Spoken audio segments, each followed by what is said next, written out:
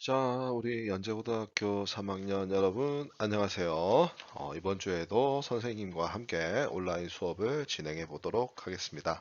자, 지난주에는 우리가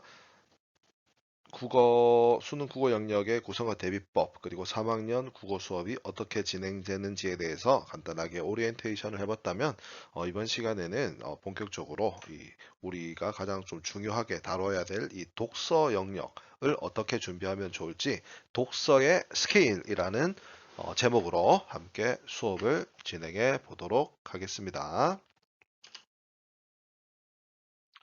자, 여러분들 선생님이 올려둔 학습지 5장 중에 이제 오늘 2페이지를 펴보도록 합시다. 수능 국어 영역을 대비하는 자세 2번. 자, 독서의 스킬입니다. 자료 아직 준비 안 한 친구들은 자료 준비해 주시고 PPT와 학습지를 같이 보시면서 필요한 내용은 메모하고 밑줄을 긋고 형광펜도 칠하면서 여러분들 같이 수업을 해보도록 하겠습니다. 준비됐지요? 자, 그러면 시작합니다. 자, 먼저 독서의 스킬 1번. 글을 읽는 마인드? 자, 글을 읽을 때 어떤 마인드를 가져야 되냐면요. 한 번에 제대로 읽겠다는 마인드를 가지고 글을 읽으셔야 됩니다. 한 번에 제대로 읽기요.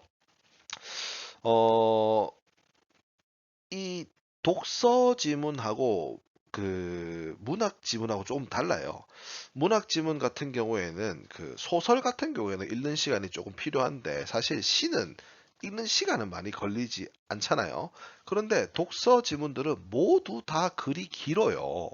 그래서 여러분들이 그 뭐 인문 영역, 그다음에 사회 영역, 뭐 과학 영역 이런 영역들이 있죠. 이런 다른 영역의 5개의 지문들을 가급적이면 빠른 시간 내에 정확하게 읽어야 되고요. 그러다 보니까 보통 독서 지문 하나를 읽고 문제를 푸는데 사용할 수 있는 시간이 좀 짧고 쉬운 글은 빠르면 6분, 조금 길고 어려운 글은 12분 정도입니다. 물론 이게 항상 적용되는 시간은 아니지만 보통 6분에서 12분 사이에 독서 지문 하나를 풀어내셔야 됩니다. 그런데요, 이 6분에서 12분이는 시간이 실제 여러분이 문제를 풀다 보면 금방 되는 경우도 있지만 아무리 시간이 많이 지나도 다 못 푸는 경우가 있거든요. 특히 이 국어 영역 전체를 풀다 보면 이 45문제를 정말로 집중해서 다 풀기가 쉽지가 않습니다. 시간이 부족해져요. 특히 이제 나중에 뒤로 갔을 때 그 독서 지문이 이런 게 많이 남아 있게 되면은 마음이 더 조급해지죠. 그래서 어떻게 됩니까? 읽을 때 보통 이제 망하는 태클을 타는 아이디가 이런 아이들이에요. 읽을 때 대충 읽는 거예요. 일단 이해가 잘 안 되고 또 집중이 안 돼. 그래서 대충 읽어요. 그래서 다 읽었어요. 근데 문제를 풀려다 보니까 또 모르겠어요. 그래서 다시 찾아가서 읽어요. 그럼 어떻게 되죠? 시간은 가지요? 시간이 가면 어떻게 되지요? 마음이 급해지지요? 마음이 급해지면 글은 더 안 읽어지지요? 그러면 망하는 겁니다. 시간이 부족해서 문제를 다 못 푸는 거예요. 실제로 마지막에 여러분들 6분에서 12분이 남아있더라도 마지막에 6분에 남아있는 6분에서 12분을 정말 그냥 처음 문제 풀듯이 그대로 쓰긴 힘듭니다. 뒤로 갈수록 마음이 조급해져가지고 제대로 여러분들의 실력을 발휘하지 못해요. 그래서 이 시간 부족 현상을 해결하는 것이 이제 첫 번째 일이에요. 그러면 이걸 어떻게 읽어야 되느냐? 빠르게 여러 번 읽는 것보다는요, 정확하게 한 번 읽는 거로 가야 된다는 거예요. 그게 시간이 훨씬 더 줄어든다는 것이지요. 선생님 학습지의 두 번째 문단 한번 보세요. 실제로 문제를 풀다 보면 늘 시간이 부족해서 뒤쪽에 있는 문제들은 지문을 제대로 읽지 못하고 찍어버리죠. 그 이유는 지문을 한 번만 읽고 제시된 문제를 해결하는 것이 쉽지 않기 때문입니다. 시간 부족 현상을 겪는 학생들은 대부분 지문을 한 번 읽고 문제를 푸는 것이 아니라 기본은 두 번, 때로는 세 번, 네 번, 5번 이상을 읽어야 지문의 내용을 이해하는 경우가 많아요. 그리고 읽었는데 지문을 읽어가면서 앞에 있는 내용 까먹어요. 그리고 문제 풀 때 다시 앞으로 가요. 다시 찾아가서 읽어요. 그래서 이렇게 된다는 것이죠. 그래서 지문을 빠르게 여러 번 읽는 것보다 정확하게 한 번만 읽어요. 근데 정확하게 읽는다고 해서 느리게 읽는 건 아닙니다. 집중을 해가지고 한 번만에 끝내자는 거예요. 두 번, 세 번 읽지 말자는 이 얘기가 되겠습니다. 그러면 이 한 번만에 어떻게 읽습니까? 그 방법을 한번 얘기해 보도록 할게요. 정확하게 읽기 위해서는 준비 운동을 해야 합니다. 준비 운동. 여러분도 운동, 이렇게 격렬한 운동 하기 전에 준비 운동 안 하고 하면 어떻게 됩니까? 다칩니다. 여러분도 안 다치죠? 사실 선생님도 내가 되게 튼튼하다고 생각했거든요. 근데 선생님 작년 말고 재작년에 다리 다쳐가지고 휠체어 타고 다녔잖아요. 혹시 기억나는 친구들 있나요? 그때는 선생님이 여러분하고 수업 안 할 때였는데 선생님이 교무실이 3층이었잖아요. 그때 여러분들 여학생들 같은 경우에는 같이 3층에 있었겠네요. 그때 한 여학생이 그랬대요. 선생님이 휠체어 타고 한 달 정도 학교 다니니까 이제 저 선생님은 다시는 일어서지 못하는 거냐고. 근데 선생님이 어쩌다 다쳤냐면 운동하기 전에 준비 운동 안 하고 갑자기 종아리에 힘을 팍 주다가 종아리 근육이 펑 하고 파열돼 버린 거예요. 여러분들 이게 운동을 안 그 준비 운동을 안 하면 다치거든요. 준비 운동을 해야 근육에 열이 나고 그래야지 더 빨리 정확하게 멀리까지 뛰어갈 수 있는 겁니다. 우리 읽을 때도 마찬가지예요. 준비 운동이 필요해요. 하면 글을 읽을 때 준비 운동이 뭐냐면 예측하며 읽기예요. 예측하며 읽기. 그러니까 내가 앞으로 나올 내용이 무엇인지 어느 정도 예측을 하게 되면은 예측이 맞아 들어가면은 글이 빨리 읽어진다는 거죠. 혹시나 예측에서 틀리더라도 예측을 하면서 읽기 때문에 조금 더 집중을 할 수가 있게 돼요. 그 예측하며 읽는 방법이 이제 밑에 있는데, 자, 그러면 다시 선생님 학습지로 돌아가 볼게요. 세 번째 문단이에요. 한 번에 제대로 읽기 위해서는 글을 읽기 전에 스캔 한번 쭉 봐야 됩니다. 뭐 자료가 있으면 자료를 보고 그 글 전체를 한번 보면서 글의 주제와 글의 흐름을 파악을 해야 되고 그 흐름에 따라서 예측을 해야 된다는 거죠. 즉 이 글이 뭔가 그 경제 그 돈에 관련된 글이다. 그러면 이 돈이 어떻게 인상이 되고 어떻게 인하가 되는가 이런 어떤 스키마를 머릿속에 갖고 읽어야 된다는 거죠. 과학이라면 어떤 과정을 설명하는 글이라면 요게 첫 번째 단계니까 다음에 두 번째 단계가 나오겠네. 두 번째 단계는 세 번째 단계가 나오겠네. 이런 식으로 어떤 글의 종류라든지 특성에 맞게 앞으로 예측을 하면서 읽어야 된다는 것이지요. 그러려면 이 글이 무엇에 관한 그러니까 즉 이 글의 주제가 무엇인지 알아야 되는데 주제가 뭔지 알고 읽으면 목적지를 정하고 떠나는 여행이고요. 그러니까 내가 어디로 갈지 정해놓고 하기 때문에 빠르게 도착할 수 있겠죠. 근데 어디로 갈지 안 정해놓으면 어떻게 됩니까? 그 시간이 오래 걸리겠죠.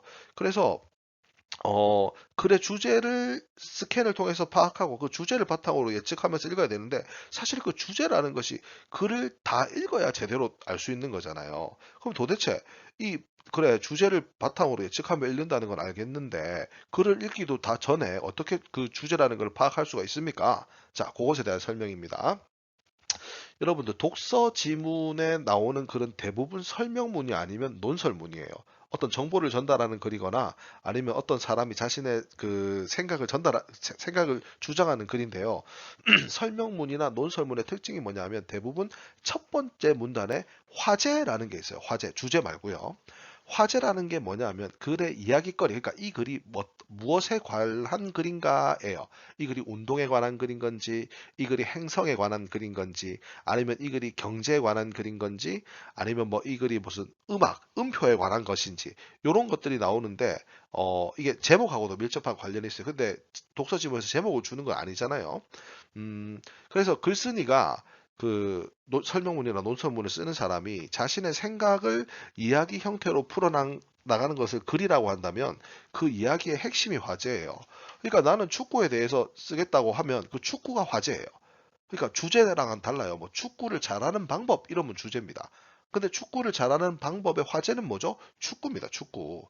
그래서 어, 우리가 주제를 첫 번째 문단을 보고 알 수는 없지만 이 글이 무엇에 관련된 글인지, 즉 글의 화제는 첫 번째 문단에서 확인을 할 수가 있습니다. 그러면 화제를 발견하고 주제는 어디서 찾아야 됩니까? 글쓴이가 글을 통하여 전달하고자 하는 의도, 이게 즉 주제인데요. 주제는 대부분 끝문단에서 요약되어 있습니다. 글의 끝문단에. 그래서 대부분 글은 글의 처음 부분에서 화제를 제시하고 그 다음에 그 화제에 대한 자세한 내용들을 중간 부분에서 풀어 나가다가 마지막에 글쓴이의 의도를 정리하면서 드러내게 돼요. 정리해 볼까요? 첫 문단에서 화제를 찾고 그 다음에 끝 문단에서 중심 내용, 핵심어라든지 여러 번 나오는 핵심어라든지 중심 문장들을 확인해서 그 화제와 주제를 적절하게 연결하면 주제가 나온다는 것이죠. 그래서 지문을 읽기 전에 반드시 글의 첫 문단과 끝 문단을 재빠르게 살펴봐야 됩니다. 그리고 혹시 첫 문단과 끝 문단을 읽으면서 여유가 되면 중간 부분을 한번 쭉 훑어보십시오. 그러면 눈에 띄게 자주 등장하는 단어들이 있을 거예요. 왜 자주 등장할까요? 중요하니까요. 그 중요한 거를 뭐라고 부릅니까? 그렇죠. 핵심어라고 합니다. 핵심어. 여기 첫 문단과 끝 문단에 주목을 하게 되고 그 다음에 이 첫 문단과 끝 문단을 쭉 연결을 하면서 중간에 반복되는 요 핵심어를 여러분들이 까지 발견하면 더더욱 좋은 거죠. 그래서 결국 이 첫 문단에 나온 화제에 관련된 내용들이 핵심어로 등장할 거고 그 핵심어에 대해서 정리를 끝 문단에 해놨을 거 아닙니까? 그러면 요 세 개를 연결하면은 주제가 나올 수 있죠. 그리고 핵심어가 아니면 또 어떤 것들 그 보조 자료 있잖아요. 뭐 그래프가 제시되는 글들 있죠. 그래프가 제시가 되면 X축이 있고 Y축이 있을 거잖아요. 그럼 X축이 무엇에 관련된 것이고 Y축이 무엇에 관련된 것인지를 이렇게 연결을 하다 보면 글의 어떤 화제나 이야기거리들을 발견할 수가 있다는 거죠. 이런 걸 보면서 이 글은 어떤 글이구나 한번 예측을 할 필요가 있다는 겁니다. 예측을 하는 이유가 뭐지요? 예측을 하면서 읽으면은 글을 훨씬 더 집중하면서 정확하게 한번 읽는데 도움이 된다는 것입니다. 자, 여러분들 그 스테이크나 돈가스 같은 음식 먹을 때 그 스프 같은 거 먼저 주잖아요. 왜 스프 줍니까? 그 돈가스로는 도저히 양이 차지 않으니까 국물 드듯하게 뭐하고 배불리라는 겁니까? 아니죠. 그 고기 같은 경우에는 그 배에서 소화하는데 조금 힘이 드니까 스프 같은 그 좀 연한 음식을 먹어서 속을 부드럽게 해가지고 위에 운동을 시킨 다음에 이제 육류를 먹으라는 거잖아요. 글을 읽기 전에 머리를 부드럽게 하는 준비 운동과 같은 행동이 이 예측하며 읽기가 되겠습니다. 그래서 글을 한 번에 제대로 읽기 위한 마인드를 가지고 떤 내용일지 예측하면서 읽는 것이 여러분들 독서의 첫 번째 스킬입니다. 그냥 무턱대고 읽는 게 아니라 준비 운동하고 예측하면서 내 예측이 맞는지 확인하면서 읽자. 오케이? 자, 독서의 스킬 첫 번째였습니다. 이제 다음 스킬로 넘어가 보도록 합시다.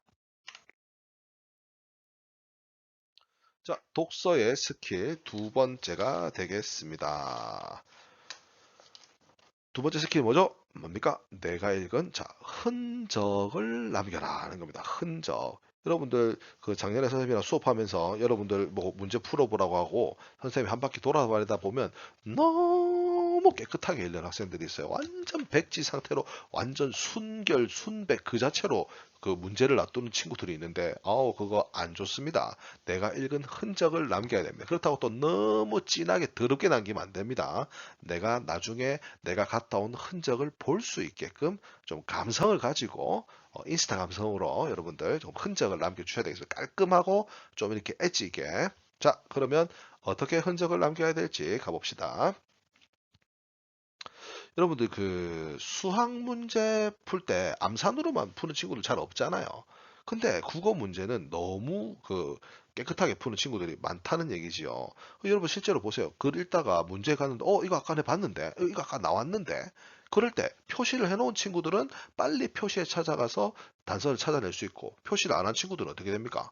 또 다시 처음부터 읽어야 돼요. 그러니까 아까 첫 번째 뭐가 됩니까? 시간 부족 현상 나온다는 것이지요. 그러니까 여러분들이 예측을 하면서 내 예측에 생각되는 중요한 아까 단어들 뭐였습니까? 핵심어. 그리고 그 핵심어에 대해서 설명하는 것들이 어떤 것들입니까? 중심 문장이죠. 그래서 핵심어에는 동그라미 치시고 중심 문장에는 밑줄 쫙 그으면서 이런 표시를 하면서 읽으면 자, 세 가지 장점이 있습니다. 첫 번째, 표시를 해야 되기 때문에 집중력이 향상이 됩니다. 두 번째, 여러분들이 그 표시를 제대로 하면 이게 글이 요렇게 묶어지고 요렇게 묶어지는 요렇게 묶어지는 이래 글을 구조적으로 이해하는 데 도움을 할 수가 있어요. 그리고 이 글이 어떤 식으로 전개가 되고 있는지 표지판 역할을 하기도 한다는 것입니다. 그렇기 때문에 흔적을 표시를 남기면서 읽어야 된다는 얘기입니다. 자, 선생님이 추천하는 그 읽기 방법입니다. 선생님이랑 같이 이렇게 연습해 본 친구들도 있을 건데요. 다시 한번 복습해 보도록 합시다. 선생님이 글을 읽을 때 사용하는 그 기호는 크게 다섯 가지입니다. 첫 번째는 동그라미입니다. 동그라미. 자, 동그라미는 말 그대로 이렇게 치는 걸 얘기합니다. 동그라미. 주로 두 글자에서 8글자로 이어진 핵심어에 이렇게 동그라미를 치고 중요 개념에 동그라미를 치는 거예요. 자, 그럼 괄호는 뭐냐? 괄호. 자, 보세요. 여기 중요한 단어보다는 중요 구절. 이게 매우 중요한 개념이라고 생각을 해봅시다. 근데 이걸 동그라미를 치면 너무 길잖아요. 그럴 때 어떻게 하라고요? 요렇게. 요렇게. 이게 괄호입니다. 즉 뭐예요? 동그라미가 치기 어려울 때 사용하는 거예요. 이렇게 동그라미 괄호를 쓰셔도 되고 아니면 꺽쇠 괄호를 쓰셔도 돼요. 근데 내가 중요한 개념이 두 개일 때 1번 개념에 관련된 얘기는 주로 뭐 요걸 쓰고 2번 개념과 관련된 거는 꺽쇠를 쓴다. 뭐 자기 스스로 이렇게 정리를 하시면 되겠습니다. 제일 많이 꺼야 되는 게 뭐죠? 밑줄입니다. 밑줄. 그러니까 이렇게 되는 거죠. 동그라미가 이게 핵심어잖아요. 그러면 그 핵심어 앞이나 뒤에 뭐가 나올까요? 이 핵심어에 대한 설명이 나오겠죠. 그때 요렇게 줄을 긋는 거예요. 동그라미가 핵심어고 여기가 설명일 때 동그라미 치고 밑줄 그으면 요건 핵심어고 이것이 중요 내용이 되지 않습니까? 요렇게 끊는 겁니다. 자, 네 번째는 삼각형인데요. 이 삼각형은 글을 흐름을 안내해주는 뭐에 사용하죠? 접속어에 사용합니다. 접속어는 그 문장이나 문단과 문단을 연결해주는 뭐 그래서, 그러므로, 그리고 또 이런 말인데요. 선생님은 이 삼각형으로 그 조금 접속어마다 다르게 사용합니다. 왜냐하면 요 접속어를 다르게 사용하는 이유는 글을 이 구조적으로 이해하는 데 도움이 된다는 거죠. 예를 들어서 여기 1번 문장이 이렇게 쫙 있고 여기 2번 문장이 쫙 있어요. 근데 내가 만약에 그리고로 이 문장을 두 개를 이어놔서 그리고 이 문장이 있어가지고 요 그리고에 이렇게 삼각형을 쳤다 칩시다. 그럼 1번 문장과 2번 문장은 어떤 내용으로 이어지는 거지요? 그렇죠. 지속되거나 추가되는 내용이 된다는 것입니다. 그래서 나중에 글을 읽을 때, 이거는 자연스럽게 내용이 이어져. 그런데 그 밑에, 그 다음에 3번 문장이 나오는데, 얘는 전혀 다른 내용이에요. 어, 갑자기 예시를 떠올리니까 안 떠오르는데, 예시 없이 하겠습니다. 1번 문장과 2번 문장은 내용이 자연스럽게 이어지는 추가되는 내용이고, 3번 문장은 앞에 거랑 전혀 다른 내용이었어요. 그럼 어떻게 해야 됩니까? 역삼각형. 그러나 김밥은 맛있다. 그리고 초밥도 맛있다. 하지만 돈가스는 맛이 없다. 이렇게 되면 이 두 개는 이 두 개는 반대죠. 그럴 때는 그러나 여기에다가 이 역삼각형을 해준다는 거죠. 한편 그러나 하지만 이런 식으로 하는 겁니다. 이런 식으로. 그러면 앞과 뒤의 내용이 반대되는 내용이라는 것을 알 수가 있죠. 그리고 이제 종합한 어떤 결론이 나올 때가 있습니다. 그럴 때는 뭐를 쓰죠? 그래서 이런 거는 이렇게 화살표를 친다는 것이죠. 그러므로 이렇게 화살표를 친다는 거. 그럼 어떻게 돼요? 앞에 이런 내용들 때문에 그래서 이 결론이 나온다. 그러면 그래서 앞과 뒤 중에 뭐가 더 중요할까요? 그렇지. 여기가 중심 내용이죠. 이게 결론이잖아요. 결론. 그럴 때 삼각형을 이렇게 준다는 겁니다. 그래서 여러분들 이렇게 삼각형을 이용해 가지고 접속어에 표시를 하면 글의 흐름을 찾을 수가 있습니다. 자, 원문자 번호는 어떨 때 사용하느냐? 어떠한 원리가 단계별로 이루어지는 과정을 설명하거나 아니면 종류를 말하거나 아니면 병렬적으로 이어질 때 사용해요. 자, 보세요. 지금 원문자 번호를 사용하는 단계가 세 가지죠. 그러면 선생님이 이렇게 하는 겁니다. 자, 원문자 번호를 사용하는 그 내용이 세 가지입니다. 첫 번째, 동그라미 1. 어떠한 원리가 단계별로 이루어지는 과정. 그러면 어떻게 선생님 같은 거 이렇게 하겠네요. 단계별로 이루어지는 과정이 1번. 그 다음에 동그라미 2번. 2번은 뭡니까? 개념의 종류. 개념의 종류. 세 번째는 어떤 거죠? 동그라미 3. 내용이 병렬적으로 이어질 때. 이런 식으로 이제 표시를 하게 되는 게 원문자 번호 사용의 예시라는 겁니다. 그래서 여러분들 핵심어와 그 다음에 중심 문장을 잘 찾아가지고 선생님이 추천하는 이러한 방법으로 내가 읽은 흔적을 남기면서 읽는다면 여러분들 나중에 그 지문을 읽고 문제를 풀 때 빠르게 다시 한번 내가 읽은 그 내용들도 잘 떠오르고 빨리빨리 찾아볼 수가 있다는 장점이 있으니 꼭 흔적을 남기시기 바랍니다. 선생님이 이게 학습지로도 내용을 한번 정리해 봤으니까 선생님 수업을 듣고 나서 선생님의 학습지를 다시 한번 읽어보면서 이 흔적 부분에 대해서 제대로 공부를 해 놓도록 해 주시기 바랍니다. 자, 그러면 세 번째 스킬로 넘어가도록 하겠습니다. 세 번째가 되시겠습니다. 어, 우리가 앞서서 스킬 두 번째에서는 자기가 읽는 흔적을 남겨야 된다 그랬어요. 근데 흔적을 무작정 많이 남긴다고 좋은 거 아니에요. 중요한 핵심어랑 중심 문장에만 줄을 꺼야 되는데, 사실 우리가 일반적으로 글을 읽을 때 좀 어떤 습성이 있냐면, 이 중요한 내용만 읽으려는 습성이 있습니다. 그러면 주제만 파악하고 넘어가면 되니까 대부분. 그런데 사실 요즘 수능 문제는 중심 문장만 읽어서는 안 돼요. 문제를 틀릴 수가 있어요. 낭패를 볼 수가 있습니다. 자, 그럼 어떻게 해야 되느냐? 자, 보통 우리가 그 문장이 합쳐진 단위를 문단이라고 하는데 한 문단의 중심 내용은 하나예요. 그리고 대부분의 이 중심 문장들은 문장의 앞이나 아니면 끝에 위치하게 되죠. 그래서 우리가 보통 읽을 때 문단의 앞과 뒤만 주의해서 빠르게 읽는 경우가 많이 있어요. 그렇게 되면 어떤 장점이 있어요? 글 전체의 내용을 빨리 파악을 할 수가 있거든요. 그러다 보니까 우리가 앞과 뒤에만 읽는 이런 습관들이 있는데 이 습관은 모든 글을 읽을 때 적용되는 게 아니고요. 긴 글을 읽을 때 유리한 독서 방식이에요. 그래서 여러분들이 좀 어떤 책을 읽을 때 이 전체적인 내용을 읽을 때는 보통 문단의 앞과 뒤에 주의하면서 중간에 있는 부분들은 좀 가볍게 읽는 경우가 많이 있습니다. 왜냐하면 보통 한 문단의 중심이 하나이기 때문이죠. 그런데 이 수능에 출제된 지문은 이렇지 않은 경우가 많이 있어요. 자, 아까 선생님이 수능에 나오는 대부분의 지문이 요 설명문 아니면 뭐라고 했죠? 그렇죠. 논설문, 주장을 하는 논설문이라고 했습니다. 근데 사실 이 논설문 별로 안 나옵니다. 설명문이 90% 이상 나와요.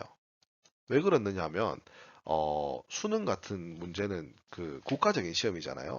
그러니까 이 영역에 무엇이 나오느냐가 굉장히 중요한 거예요.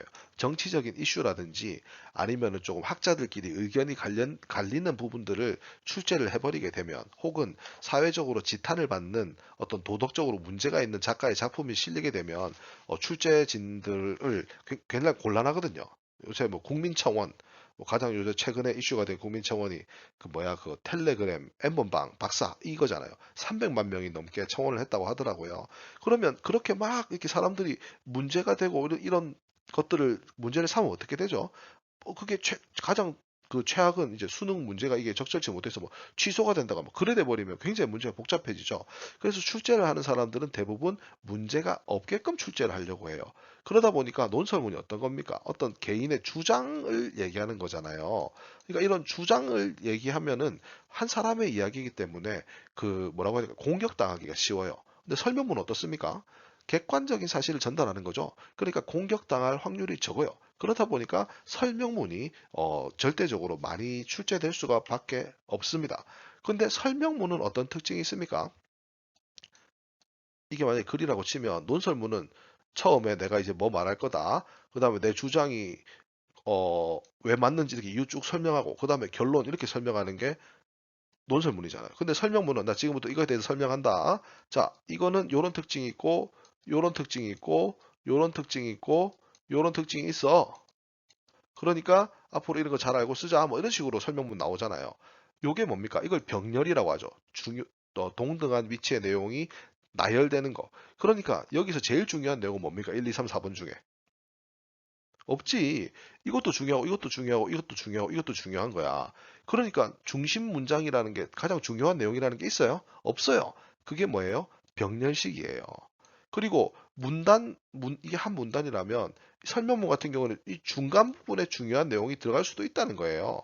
그렇기 때문에 사실상 이 앞과 뒤만 읽어서는 좀 위험한 경우가 많이 있습니다. 그래서 앞과 뒤만 보면 중요한 내용을 놓치기 때문에 어떻게 해야 될까요? 전체 내용을 빠르게 봐야 된다는 거죠. 수능 문제가 갈수록 조금씩 어려워지면서 굉장히 세부적인, 좋은 말로 세부적인, 나쁜 말로 얍삽한 굉장히 구석에 있는 이런 것들을 묻는 유형으로 점점 진화하고 있다는 거죠. 특히 윗글의 내용과 일치하지 않는 것은, 윗글에서 확인할 수 없는 것은, 이런 유형이 나오면서 굉장히 어떤 미세한 차이로 와 이거 말장난 아니가 하는 그런 문제로 정답이 갈리기도 한다는 거죠. 그래서 우리가 핵심어랑 중심 문장을 찾아서 줄을 읽겠지만, 그렇다고 해서 그것만 읽으면 되는 게 아니고 다른 글도 읽기는 읽어야 돼요. 그리고 나중에 그 문제 유형마다 차이가 있겠지만 세부적으로 읽어야 될 부분에 중심 문장이 있으면 빨리 그 문단으로 찾아간 다음에 거기서 이제 그 세부적인 내용들을 비교해 가면서 읽어야 됩니다. 그러니까 절대로 생략하면서 읽으면 안 된다는 얘기를 선생님이 하고 있는 겁니다. 중심 문장만 읽으면 안 돼요. 중심 문장에 집중해서 읽는 것이지 중심 문장만 읽으면 안 됩니다. 자, 독서의 스킬 세 번째였습니다. 하나 남았네요. 그러니까 결론이 뭐예요? 대부분 생략 없이 빠르게, 정확하게 읽어야 된다는 겁니다. 알겠죠? 자, 네 번째로 넘어가겠습니다. 자, 독서의 스킬 네 번째가 되겠습니다. 뭐예요? 글의 흐름과 주제를 정리하는 건데, 정리를 한다고 해서 노트에 필기를 하는 게 아니고 머릿속으로 정리하면서 읽으라는 겁니다. 글을 읽으면서 끝나는 게 아니고, 머릿속으로 이렇게 그림을 그리듯이, 첫 번째 문단에서 이런 내용 했어. 두 번째 문단에서 이런 내용 했어. 근데 1문단과 2문단의 내용이 반대되네. 이런 것들을 조금 머릿속에 넣으면서 읽으라는 것이죠. 자, 어떻게 하는 것이 이렇게 읽는 것인가? 사실 글이라는 거는 문장이 모인 문단이 모여서 글을 이루죠. 그러니까 문장 하나하나가 다 따로 놀아서는 글을 읽었다고 할 수 없어요. 그냥 문장을 읽거나 글자를 읽은 것이지요. 그래서 우리는 어떻게 하죠? 이 각각의 문장이 합쳐져서 만든 문단, 그리고 그 문단의 중심 내용들을 연결을 하면 글 전체의 흐름과 주제를 파악할 수가 있어요. 예를 들어서 이만큼의 글이 있으면 이 글이 예를 들어서 이렇게 다섯 문단으로 이루어져 있다 칩시다. 그럼 각 문단의 중심 내용이 있겠지요. 그러면 내가 글을 읽었으면 이 중심 내용 다섯 개를 쭉 연결해서 말하면 사실 이 글의 내용이 되는 거예요. 그러니까 글을 읽으면서 이 각각의 문단이 따로 노는 것이 아니라 하나로 이렇게 꿰어져야 된다는 얘기를 지금 하고 있는 겁니다. 근데 글의 구조는 보통 어때요? 처음, 가운데, 끝, 이 3단 구조, 이게 제일 많습니다. 3단계.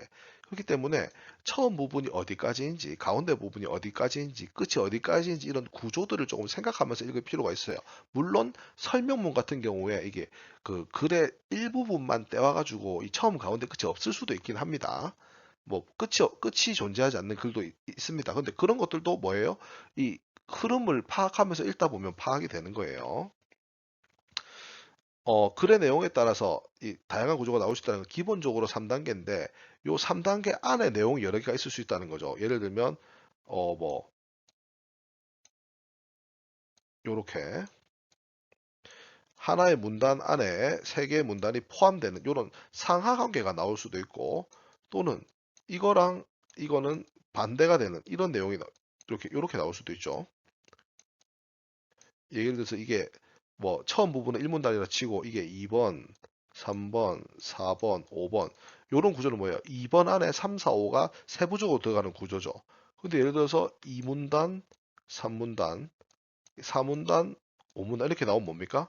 2문단의 내용을 3문단이 뒷받침을 해주는데 다시 그것과 반대되는 내용이 4문단에 제시되고 5문단의 내용이 4문단을 뒷받침하는 구조죠. 이런 것들이 이 다양한 구조라는 겁니다. 이거를 생각하면서 읽어야 된다는 거예요.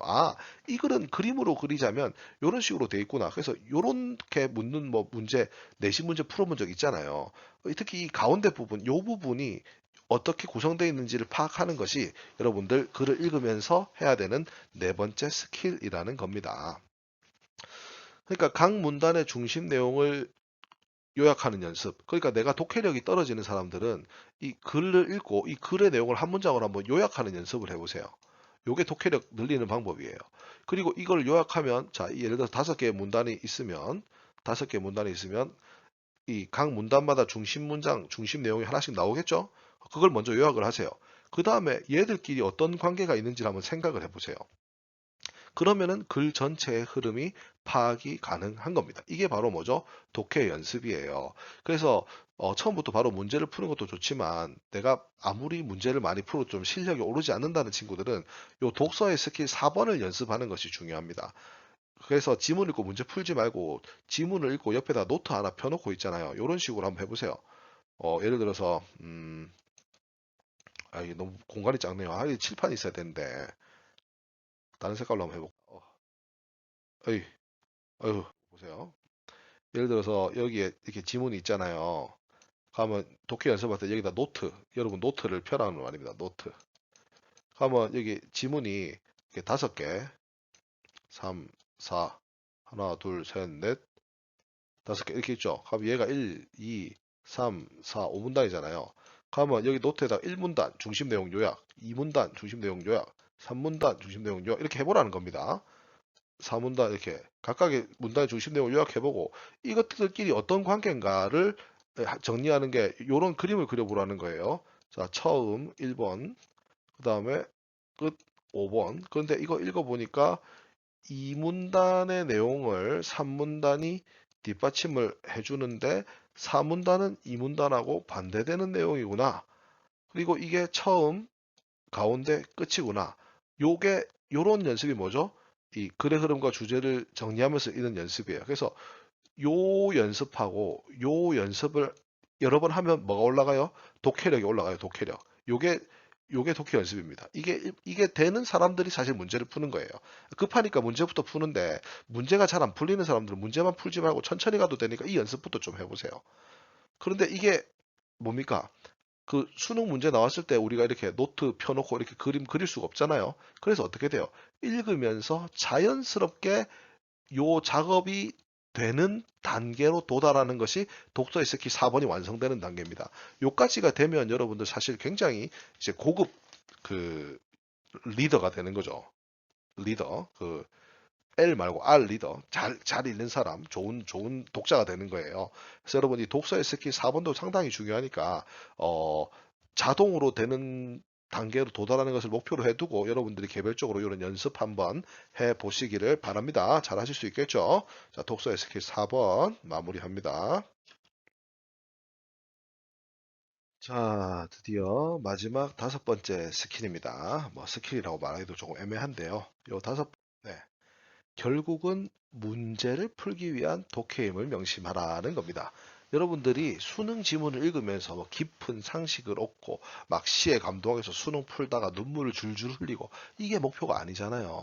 사실 시를 읽으면서 감동을 받고 소설을 읽으면서 인간에 대해서 이해하고 그다음에 지문을 읽으면서 나에게 필요한 지식이나 정보를 얻는 게 진짜 독해죠.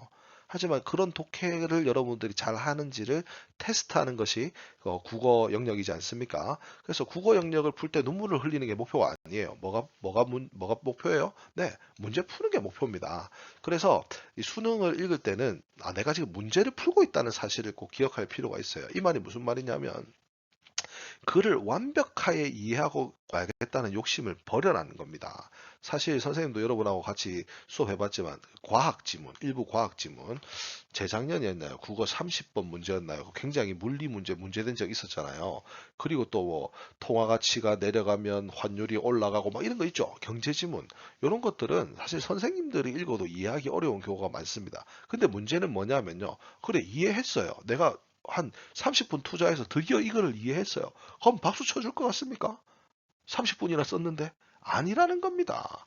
그래서 어떤 경우에는 있잖아요. 허무할 때가 있어요. 내가 정말 열심히 이거 가지고 글의 내용 완벽하게 이해했어. 근데 문제 푸는데 그거 이해할 필요가 없는 경우가 있다라는 것이죠. 그래서 생각을 해봐야 돼. 내가 지금 문제를 풀기 위해서 독해를 하고 있기 때문에 내가 문제를 푸는데 이게 반드시 이해해야 되는 거면 이해를 하고 그냥 단순히 정보가 일치하는지만 찾으려면 굳이 이해를 억지로 할 필요가 없다는 거죠. 어느 정도 한 70%만 이해해도 문제를 풀 수 있다면 100% 이해하는 오기를 부리는 건 오히려 여러분한테 마이너스라는 얘기를 하고 있는 겁니다. 그래서 이거 두 개를 구분해야 됩니다. 완전히 이해해야 하는 경우와 두 번째, 100% 이해하지 않아도 되는 문제를 구분할 필요가 있습니다. 뭐 문제 유형에는 여러 가지가 있는데요. 학습 GSM이 정리를 해놨지만 먼저 이거부터 볼게요. 첫 번째, 내용 일치 여부. 그러니까 이게 주로 이런 문항으로 나오죠. 선생님 학습지 그 5번 학습지에 보시면 A 내용 일치 확인 문항 있죠. 이런 문항들은 문두가 주로 윗글에서 알 수 있는 내용이 아닌 것은, 윗글에 대한 설명으로 가장 적절한 것은 뭐 이런 것들입니다. 그런 경우에는 1번부터 5번까지 보기가 이렇게 있을 때 요 내용들이 지문에 있는지 없는지 요거 확인하면 되는 거예요. 그래서 이게 비교해 가면서 읽으면 됩니다. 그렇기 때문에 이런 문제는 100% 이해할 필요가 없어요. 근데 100% 이해해야 되는 경우가 있는데 그게 뭐냐면 외부 준거를 활용하여 그래프 등 자료를 해석하는 문항이 나옵니다. 외부 준거가 뭐예요? 보기입니다. 보기. 보기를 참고하여 이런 말 나오죠. 근데 보기에 뭐 이상한 막 그림이나 자료가 있고 요걸 통해서 이렇게 지문을 해석하라는 문제가 있어요. 사실 이거는 요 문제에 해당하는 내용은 이해를 하는 게 문제를 풀기가 좋습니다. 그래서 요 두 개를 구분하자는 겁니다. 단순히 내용이 일치하는 경우만 묻느냐? 그러면 100% 이해할 필요 없어요. 근데 요 그래프 해석을 하려면은 이해를 해야 되겠죠. 그래서 요 두 개만 먼저 구분을 해가지고 이거 뭐야 내가 어느 정도까지 이 글을 파고들 것인가를 조금 결정할 필요가 있습니다. 그래서 이 문항의 유형을 크게 네 가지로 쌤이 정리를 해봤거든요. 자, 이거는 PPT 말고 학습지를 볼게요. 자, 밑에 A, B, C, D, E 이렇게 다섯 가지로 정리를 해놨습니다. 말이 헛나오고 있습니다. 지금 쌤이 녹화하는 시간이 지금 저녁 11시거든요. 그래서 말이 좀 헛나오는데 이해해 주세요. 자, 먼저 A, 내용 일치 확인 문항입니다. 요런 문제는 윗글에서 알 수 있는 내용이 아닌 것은 윗글에 대한 설명으로 가장 적절한 것은 요런 문두와 함께 출제가 되는데 이건 여러분들이 사실적 독해를 잘 하고 있는지를 푸는 문제고 일단 읽고 맞추다 보면 1번에서 5번 선택지들이 맞는지 틀렸는지 그 중심 내용을 읽으면서 발견할 수가 있습니다. 근데 이 문제를 풀 때 좀 중요한 게 뭐냐면요. 내 상식대로 풀면 안 된다는 거예요. 일반적인 상식으로 자 여러분들 지방을 많이 섭취하면 살이 찔까요 안 찔까요? 일반적으로 생각하기에는 지방을 먹으면 살이 찔 것 같죠. 그런데 여러분들이 읽는 그 지문에는 사실 지방은 살찌는데 그렇게 큰 영향을 주지 않는다. 이런 지문이 있을 수 있잖아요. 그럼 내 상식대로 풀면 맞아요, 틀려요? 틀리죠. 그런 거 하지 말라는 겁니다. 그러니까 내가 아무리 잘 알고 있는 분야라 하더라도 지금 현재 이 지문에서 그것에 대해서 뭐라고 말하고 있는가 이거를 체크하는 문항이 내용 일치 확인 문항이 되겠습니다. 자, 두 번째. 글의 전개 방식 평가 문항인데요. 이거 요새 잘 안 나오긴 안 나옵니다. 뭐 윗글의 서술 방식, 그 다음에 윗글의 전개 방식, 뭐 내용 전개 방식에는 뭐 예시, 뭐 분석, 분류, 대조 뭐 이런 것들도 있고요.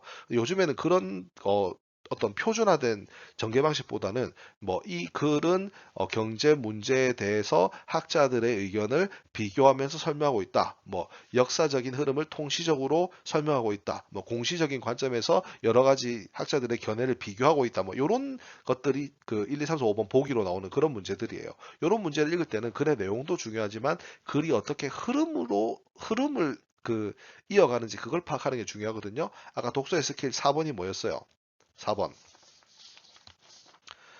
흐름과 주제를 정리해야 된다 그랬죠. 주제를 정리하면서 흐름을 정리하는 연습을 했다면 사실 이 B 문제는 거의 공짜로 주는 문제예요. 그러니까 흐름을 파악하는 연습을 하시면 됩니다. 자, 세 번째 C, 외부 준거 활용 문항인데요. 이게 바로 뭡니까? 보기를 활용하는 문항입니다. 이 보기를 활용할 때는 보기를 먼저 잘 이해를 하셔야 돼요. 사실 제일 어려운 문제이기 때문에 이 문제는 그냥 많이 연습해 보는 것이 가장 좋은 방법이 되겠습니다. 다양한 문제를 많이 풀어봅시다. 그 다음에 주제 파악이나 제목을 붙이는 문항이 있습니다. 뭐 글쓴이의 의도로 가장 적절한 것은 윗글의 표제와 부제로 가장 적절한 것은 이건 뭐예요? 글의 중심 내용 묻는 겁니다. 제일 쉬운 문제예요.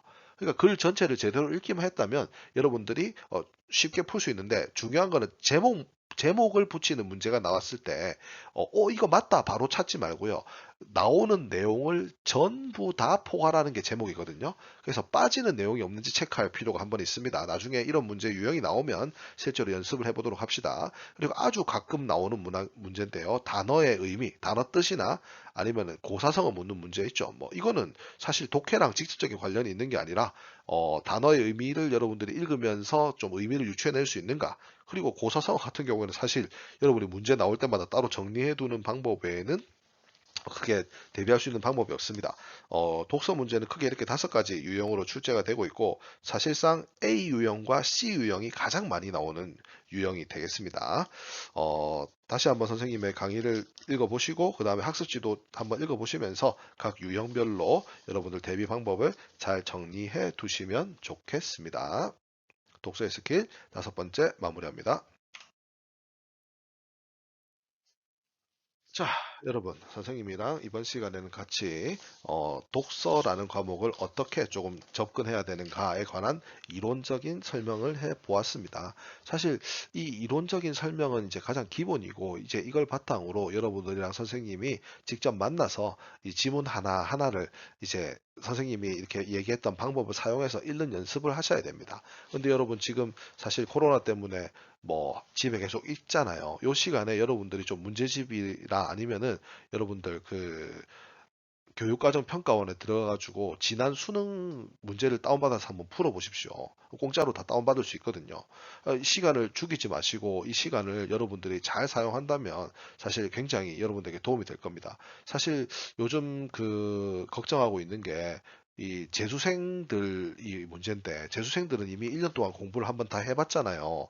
근데 여러분들 같은 경우 이제 고3을 처음 시작해서 3월 달에 사실 바짝 피크 올려야 되는 이런 시점인데 여러분들이 집에 밖에 있을 수 없다는 현실이 여러분들도 좀 답답하겠지만 오히려 또 여러분들이 이런 시점에서 조금 더 열심히 자기의 생각을 가지고 계획을 세워서 철저하게 해 나간다면 여러분들 훨씬 치고 나갈 수 있는 어떤 그 좋은 환경이기도 합니다. 그래서 선생님의 이런 부족한 짧은 온라인 수업이었지만 이 수업을 바탕으로 여러분들이 남는 시간에 이 독서 연습은 꾸준히 하셔야 됩니다. 그래서 2학년 때 선생님이 말했지만 국어 공부 시간을 최소한 하루에 한 2시간 정도는 잡아 두셔야 돼요. 화작은 따로 하실 필요 없어요. 하지만 독서는 하루에 한 지문이나 두 지문 이상 매일 푸시고요. 문학도 고전이랑 현대마다 다르겠지만 뭐 고전은 작품 위주로 그다음에 현대는 문제풀이 위주로 적어도 하루에 한 30분에서 1시간 정도 문학에도 투자를 하셔야 됩니다. 문법은 하루에 5문제씩 매일 풀어 주셔야 됩니다. 자, 사실 선생님도 모니터만 보고 수업을 하니까 굉장히 답답하고 내가 수업을 하고 있는지 없는지 모르겠습니다. 여러분들과 같이 교실에서 뭐 가끔 조는 친구들도 있었지만 여러분들의 그런 열이 있는 눈빛과 선생님의 질문에 대답하는 여러분의 목소리를 들으면서 수업했던 그 시간이 너무나 그립습니다. 굉장히 여러분들과 함께 이렇게 소통하면서 수업했던 시간이 오래 오래 전인 것 같은데요. 사실 이 코로나 때문에 이렇게 해야 된다는 현실이 너무나 안타깝고 슬픕니다. 어서 빨리 이 코로나 사태가 진정이 되어서 여러분들과 함께 교실에서 수업하고 또 수업이 아니라 이제 사제 간의 정을 나눌 수 있는 그런 시간이 기다리고 기다렸습니다. 여러분들이 건강하고 또 무엇보다 올해 2020년도 여러분 3학년에게 매우 중요한 시간이죠. 여러분들을 위해서 생각날 때마다 선생님 기도하고 여러분들을 위해서 또 많은 준비를 하도록 하겠습니다. 이제 쌤 학생부장이라고 아까 말했는데 교문에서 선생님 만날 때 선생님도 반갑게 웃으면서 노력하면서 인사할 테니까 여러분들도 선생님 많이 따라주고 존중해주고 서로 사제 간에 사랑하며 존중하는 그런 여러분들 고등학교 학창 시절의 마지막을 잘 장식했으면 좋겠습니다. 자, 그러면 여러분들 남은 기간 건강하게 잘 생활하시고 우리 계약해서 학교에서 만나요. 안녕.